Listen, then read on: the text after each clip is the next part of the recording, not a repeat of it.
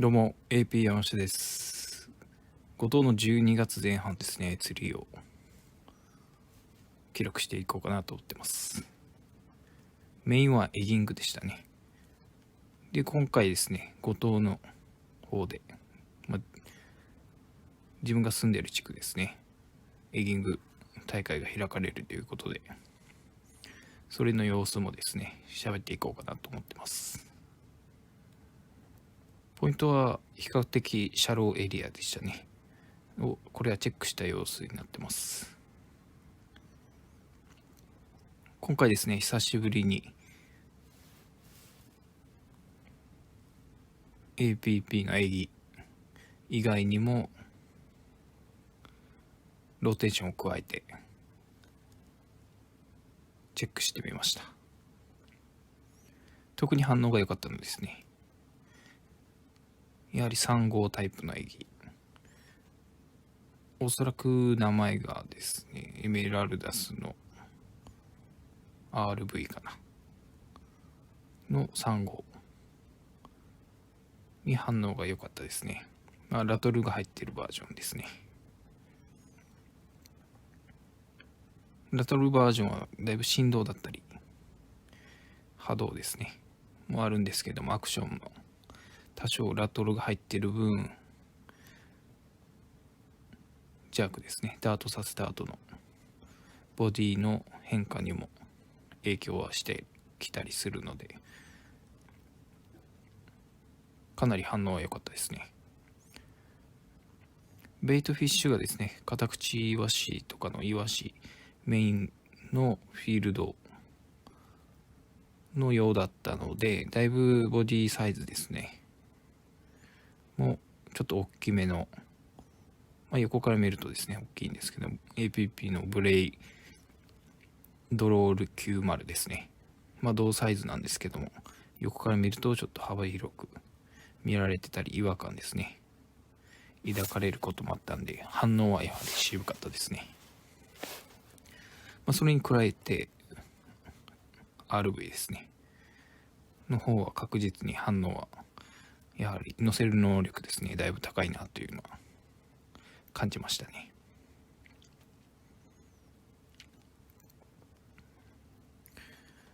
で、ここですね、ヒットシーンになるんですけども、だいぶロープとかですね、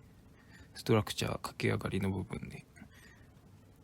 攻めてるんですけども、久しぶりにサイトフィッシングですね、いくつか楽しんでます。で、一旦ですね、ここ追ってきてるんですけども、なかなか乗るまではいかないんで、一旦ピックアップですねしてから、少し沖ですね、イカが沖の方に泳ぎ出したところですね、だいぶ推測してまた入れ直してヒットしたようなシーンですね。イカと襟ですね、ほぼ見えるか見えないかぐらいの距離感のところで、人のプレッシャーですね感じにくくさせてから襟をですねしっかり抱かせてやるっていう形でしたね。やはりですね、自分が見えているとほぼ思っていた方がいいかなと思いますね、こういうサイトフィッシングはですね。それでももちろん乗ってきてくれるイカとかですね、反応色が良かったりとか、エギの反応のいい色だったりするとすぐには乗ると思うんですけども、ちょっと警戒心のですね強いイカだと自分というですね、おそらく見えていると思っててもいいかなと思ってます。あまり岸に自分との距離が近いとですね、イカも警戒してエギに乗ってこないっていうこともありますんで、そういう時は一旦ピックアップしてですね、イカが沖の方に泳ぎ出した方向ですね、だいたい推測して遠目にキャストしてからジャークで誘ってやって乗せに行ってやるっていう方法の方が反応、結果的にイカがですね警戒心を薄れて襟を持ってってくれるような時はよくありますんで、結構サイトフィッシングの釣りには対応してますね。これですね APP のブレードロールなんですけども、反応あるんですけども、だいぶやはり警戒してですね、近くまでは寄ってくることはあるんですけども、だいぶ乗せづらいような状況でしたね。おそらくイカからですね、横から見るとだいぶフィンのですね出てますので、それの影響もあって乗せづらかったのかなと思いますね。ベイトフィッシュがですね、また大きく味とかになってくるようなフィールドであると、またもしかしたら反応がですね変わってくるような形になるかもしれませんね。で、かなりベイトフィッシュですね、カタクチイワシの群れも結構入ってましたんで、通常のエリのサイズであれば乗せやすいような状況はあったんじゃないかなと思ってます。またですね、カラーも結構シビアだったので、意外と乗せやすいカラーですねであったりするようなパターンですねもあったので、カラーローテーションも加えつつやってみたらいいかなと思ってますね。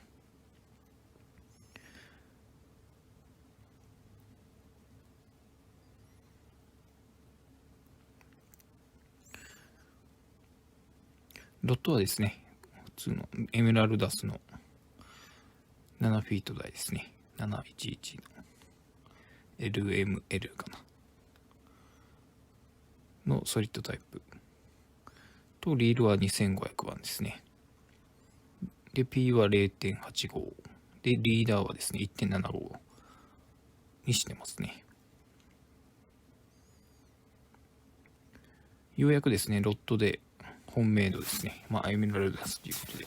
アオリイカですねキャッチできたんですけども、このサイズの十分面白いですね。やはりライト目のエギにロットになってますんで、このサイズでも十分楽しめるかなと思ってます。使いやすくてだいぶですね長時間やってもだいぶ疲れにくいような仕様にはなってましたね。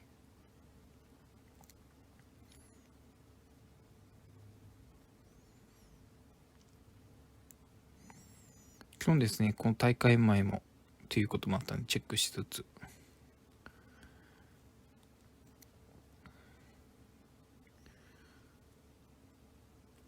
ある程度釣り切らないようにですね、イカの反応自体は全体的に初めて行ったポイントとかですね、堤防から磯も含めてですね回ってみたんですけども、反応は良かったですね、意外と。ただサイズ的にですね、大きいサイズ、大体自分でこの時期 500g ですねぐらいあれば十分かなと思ってますけども、そういうサイズはまだ見ることは少なかったですね。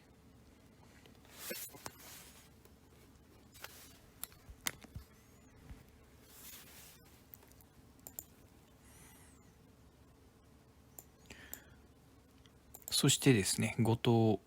エリングカップということで、五島で行われたエリングの大会ですねに今回参加してきました。こういう大会のイベントですね、今まで参加することはなかったんですけども、ぜひですねこういう自分のですね、技術面であったりですね、そういう面もぜひ試したいなということで、数年ぶりにですね使ってなかったエギも引っ張り出して、かつ今自分の使っているエギもですね組み合わせつつ、ローテーションであったりですねポイントを考えるいいですね機会になりました。結果はですね、600g 前後の1杯のみの結果になりましたね。その後アロカブとかですねはヒットできたんですけども、アオリイカ自体のですね引数は1杯になりました。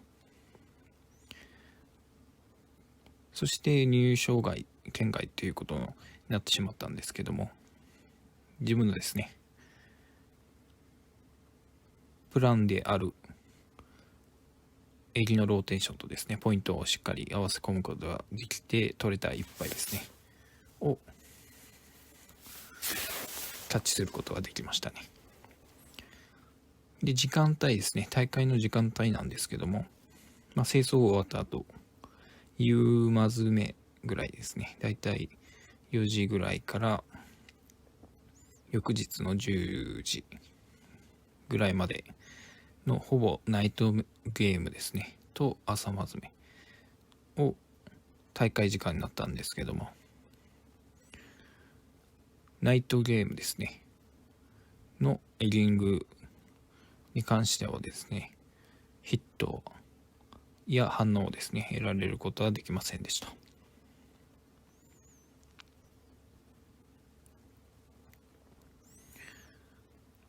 今回ですね、特に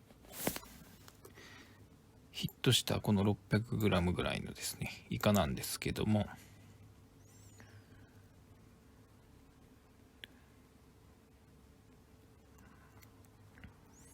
どうやってそれを取れたのかなっていうのも一回話できるぐらいかな。ほぼナイトゲームはですね、ポイントなり場所タイミング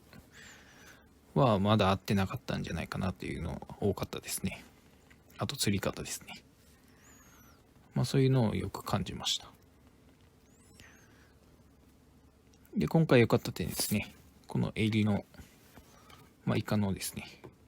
なり反応を喋っていこうかなと思ってますけども、最初に入ったポイントですねで無事ヒットを得ることができました。で、明るい時間帯ですね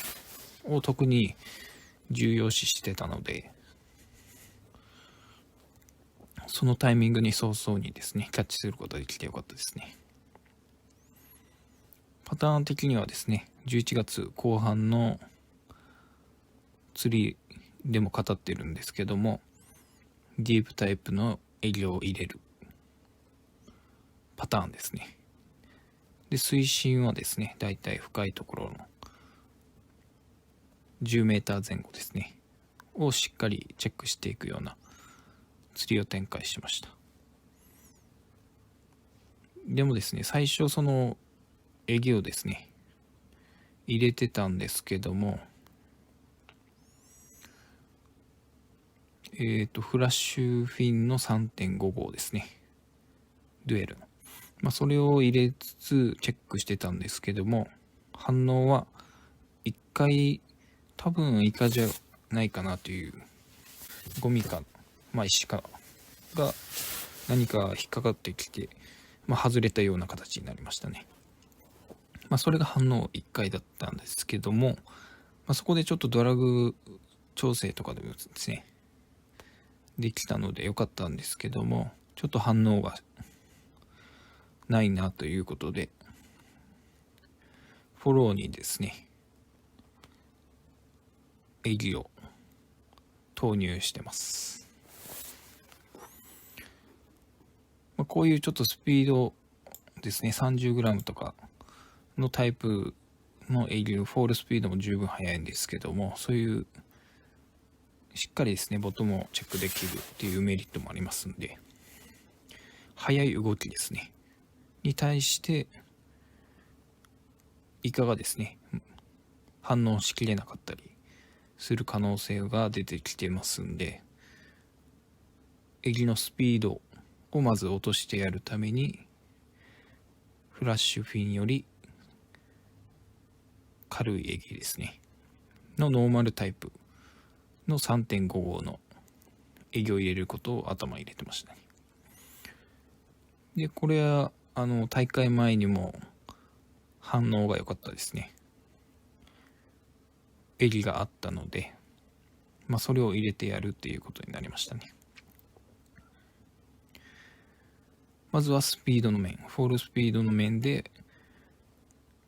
遅い襟を入れてやるっていうプランをかなり立ててましたんで、そこの選択肢に一つで、もう一つはカラーですね。フラッシュフィンの持っているタイプレインボーだったんですけども、だいぶ光のフラッシングが強いようなシルバー系のカラーであり、自分の目からすると派手めのカラーでしっかりいかにアピールするような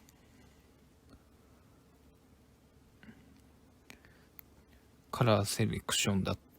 レクトだったんですけども、そのに対して夜光タイプですね。ボディタイプの襟にしてます。光をある程度変化のあるタイプですね。明るい時間帯だと、光がだいぶ透過するタイプだと少し光を発しないようなですねタイプの襟になってますね。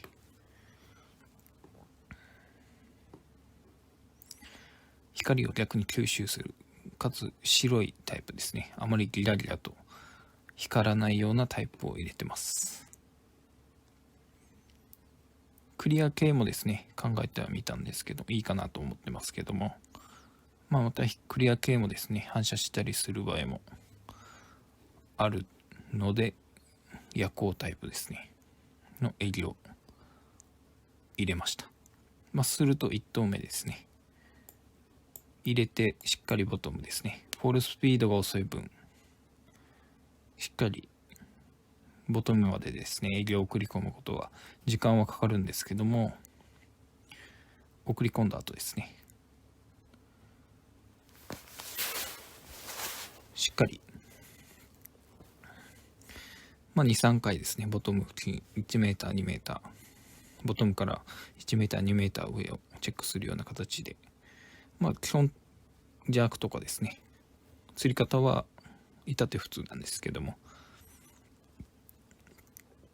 そういう形でチェックしてみると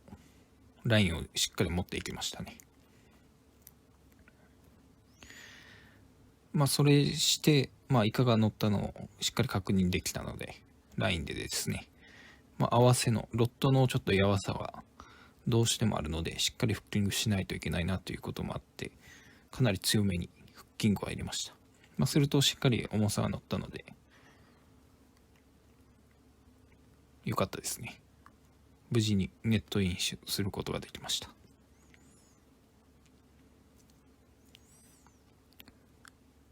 結構ですね、この最初に広範囲をチェックするような時には、自分はですねフラッシングの強い光のキラキラとですね光るタイプの襟を入れて、フォローに夜光タイプ 3.55 のノーマルボディタイプのですね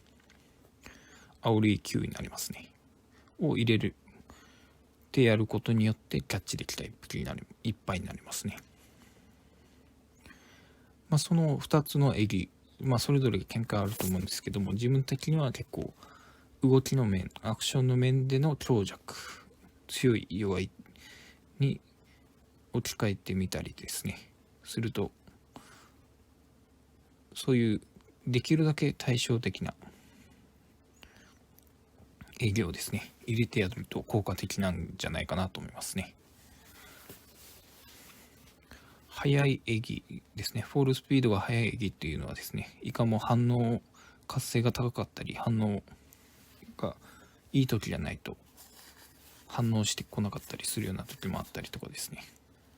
または見て擦れていたりすることもありますんで、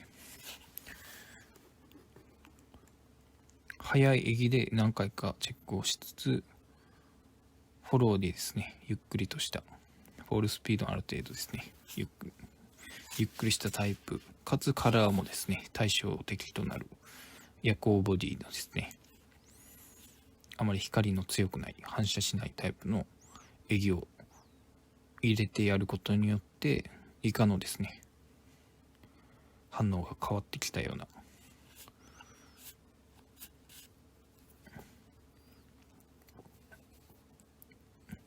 イカの反応が違うですね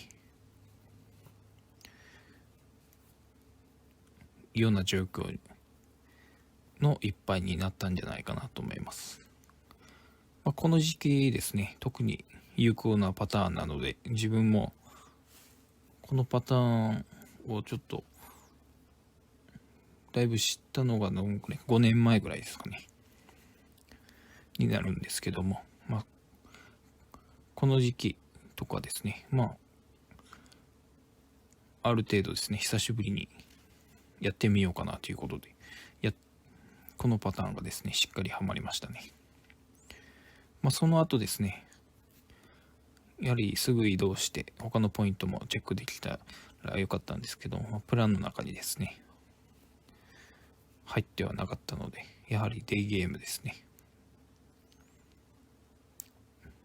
で、有効なパターンじゃないかなとは思ってますね。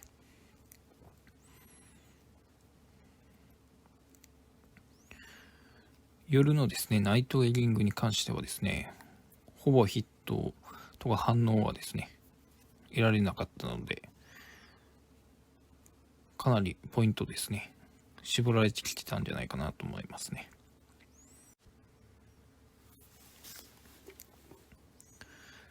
大会のですね、結果を見させてもらったんですけれども、1キロ前後ですね、から2キロ台まで上がったということだったので、まだまだですね、自分の取れてたポイントはあったんじゃないかなということだったんですけども、ある程度ですね、釣り方であったりとかですねはなかなか聞くことはできなかったんですけども、夜の釣り方とかですね、ポイントの選定に関しては結構ですね、勉強になったなということはありますね。で、自分のチェックできてなかったポイント、要するに釣れなかったポイントと自分が行ったポイントですねと、いろいろですね、条件を照らし合わせてみるとですね、かなり水温の変化であったりとかですね、そういうのもだいぶ見えてきましたね。大会後考えてみるとですね、特にですね、ベイトとフィッシュとなるであろうですね、味の行動パターンであったり、ベイトフィッシュの適正の水温ですねをもっと意識するべきだったんじゃないかなと思いますね。味がですね、もっと水温が下がることによって移動したりするタイミングとか場所ですね、できるだけですね、水温の変化が起こるような低い場所であったりとかですね、またイカがもっと回遊しやすいようなベイトフィッシュが豊富であるようなポイントをですね、大きなアジとかを捕食したり、イワシとかですね、捕食したりするようなポイントである可能性はかなり高いので、そういうポイントに行けてたのかっていうと、うまく当てはまらないのかなというのところが見えてきましたね。要するに水温がですね、だいたい変化したりすることであったりとかですね、大型のイカがもっと回遊するポイントっていうのは、だいぶですね、潮の変化のあるところであったりとかですね、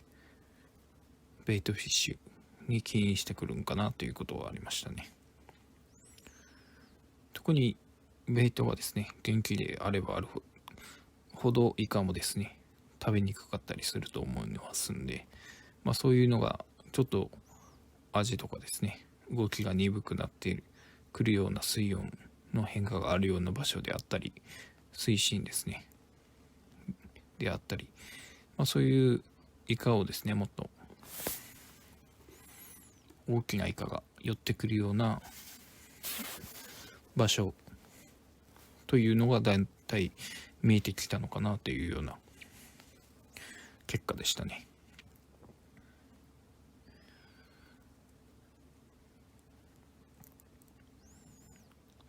そこによってですね、それによって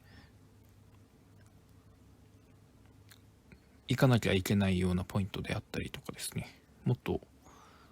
重要視しなきゃいけないようなポイントっていうのが見えてきたのもありますし、今後の例えばアオリイカ以外にもですね応用できますので、ベイトフィッシュの自分的には特に大きな一つの要因として見なきゃいけなかったっていうところがあるのがベイトフィッシュの適正水温ですね。アジであったりイワシとかですね、そういう類の適正水温をもっと気にすることによってポイントをですね絞り込めたんじゃないかなというのはありましたね。それが特に今回の大会で一番勉強になったことかなと思いますね。その他ですね、襟の使い方であったりとかですね、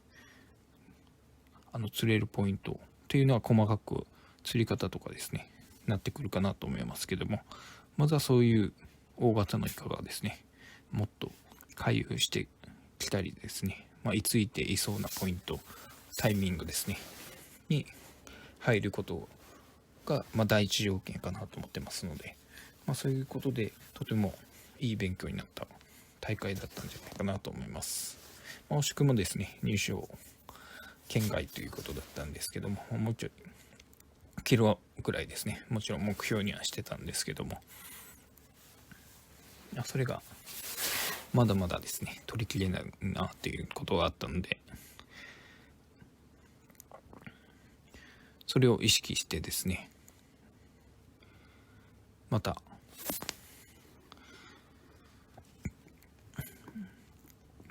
エイリングもですね力を入れていけたらいいなと思いましたし、さらにですね、APP のエイリにもこういうタイプ欲しいなというような、アイデアだったりですね、そういうのも大会中にも浮かんできたりとかですね、見ることができたので、考えることができたので、かなり良かったんじゃないかなと思います。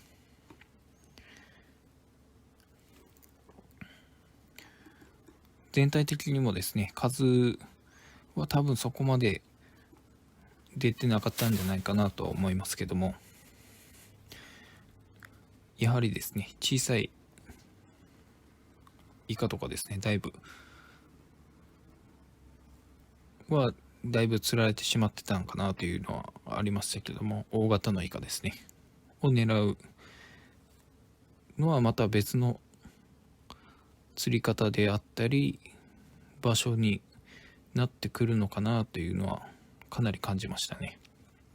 要するに小さいイカを釣る釣り方、要するに数釣りをする釣り方と、大型のイカを狙うようなですね釣り方というのはまた少し異なってくるんじゃないかなという考え方ですね、異なってくるんだなということはかなり分かってきたような大会になりました。なのでですね、多分数釣り志向の方もいらっしゃれば、もちろん大型ですね狙いの方もいらっしゃると思うんですけども、だいぶ自分を数釣り志向のタイプの釣り方を展開するようなことが多かったので、そこはとても勉強になりましたね。今回ですねそういうちょっと大型のイカも狙うような釣り方であったりポイント選定っていうのもちょっと今後ですね考えていけたらよかったんじゃないかなということで、ちょっと新鮮に思いました。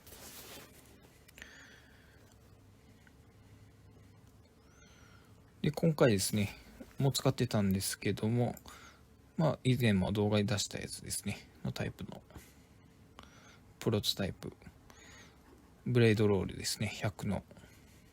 ティップランカスタムということで、重さはですね前動画では多分 30g 前後か 28g ぐらいとか言ってたんですけど 32g でしたねになってます。でこれもですねかなりもちろん使ってはみたんですけどもヒットはなかったですね。タイミングであったり活性のいいタイミングであればかなり有効だったりしますね。これからですねまた端とかのですねちょっと移動だったりもう始まってきてるような印象を受けたので、もしかしたらブレイドロールですね100であったり、グライドロールですね100、90、100が活躍してくれるようなタイミングも出てくるんじゃないかなと思って、ちょっと見てますね。ベイトフィッシュがですねちょっと深めに入ってきたりするようなタイミングであったり、味がですね移動するようなタイミングであればかなりチャンスはあるんかなというのは見てます。でも今回の大会ではですねかなりちょっと厳しかったんじゃないかなと思ってます。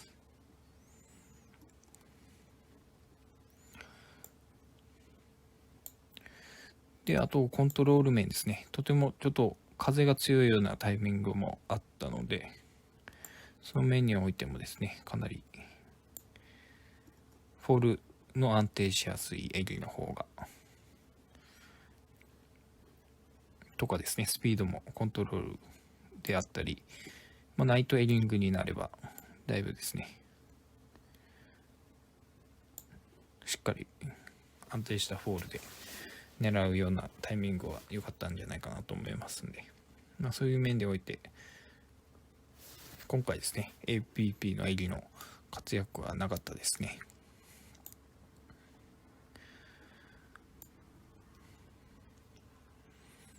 それでもですねだいぶ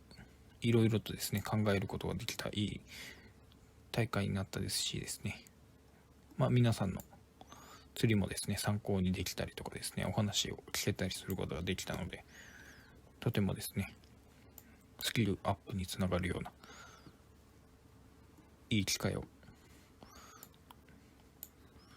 得られたなということでとても満足しております。以上今回ですね12月前半の釣りをログするということでしたけども、ご視聴ありがとうございました。